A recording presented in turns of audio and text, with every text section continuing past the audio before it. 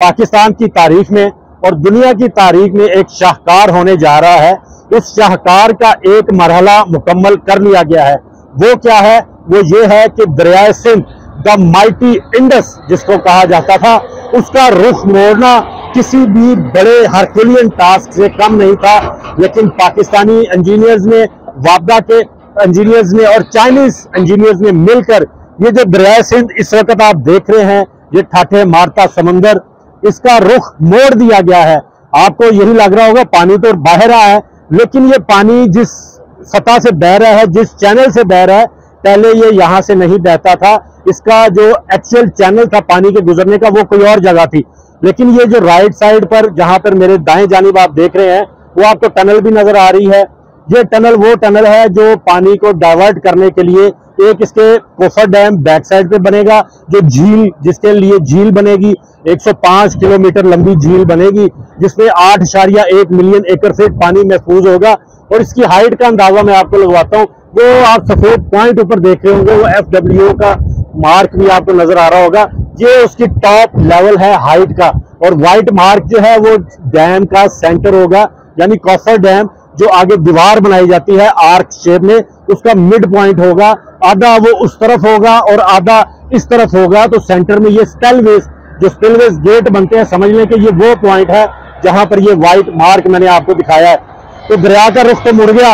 अब असल काम कहां पे हो रहा है? तो डैम जो बन रहा है वो मैं आपको दिखाता हूं। वो क्या है, कितना मुश्किल ये काम था, कितना मुश्किल ये टास्क था, जिसको अचीव कर लिया गया है लास्ट ईयर। सबसे डिफिकल्ट काम यही होता है कि आप दरिया का रुख मोड़ें और डैम की कंस्ट्रक्शन शुरू करें। अब आगे चलते हैं, दिखाते हैं। अशरफ मेहताब साहब मेरे साथ हैं, सीनियर जर्नलिस्ट हैं, लेकिन मेरी हेल्प कर रहे हैं इस मामले में। तो अशरफ साहब जरा आगे आए और दिखाएं यहाँ पर ये जो मशीनरी लगी हुई है, दिन रात जहां पर काम हो रहा है, बगैर किसी वक्फे के, मौसमी हालात या और कोई टेक्निकल इशू आए तो फिर काम रोका जाता है, वरना 24/7 2000 लोग कमोबेश एक शिफ्ट में यहाँ पे काम करते हैं।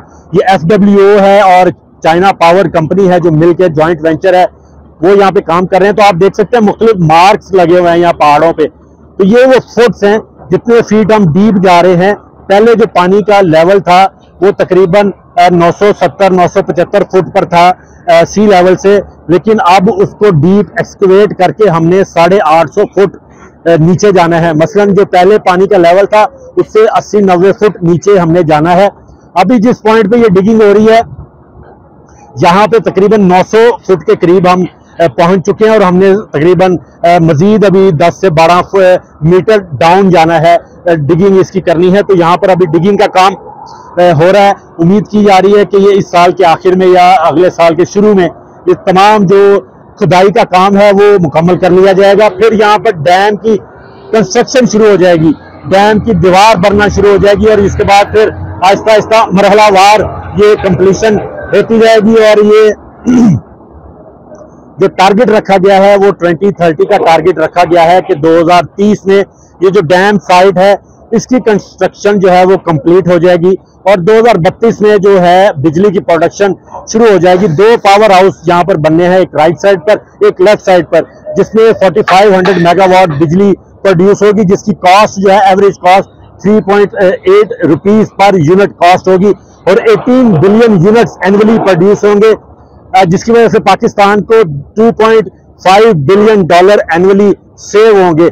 तो ये इतना बड़ा प्रोजेक्ट है पाकिस्तान की तारीख का, दुनिया का बुलंद तरीन डैम ये बनने जा रहा है। 272 फुट इसकी हाइट होगी। इतनी बड़ी हाइट पर पानी स्टोर करने वाला डैम आज तक नहीं बना। तो उम्मीद यही कर रहे हैं कि गवर्नमेंट ऑफ पाकिस्तान और बाकी कंपनीज जो है वो टारगेट अचीव करेंगी।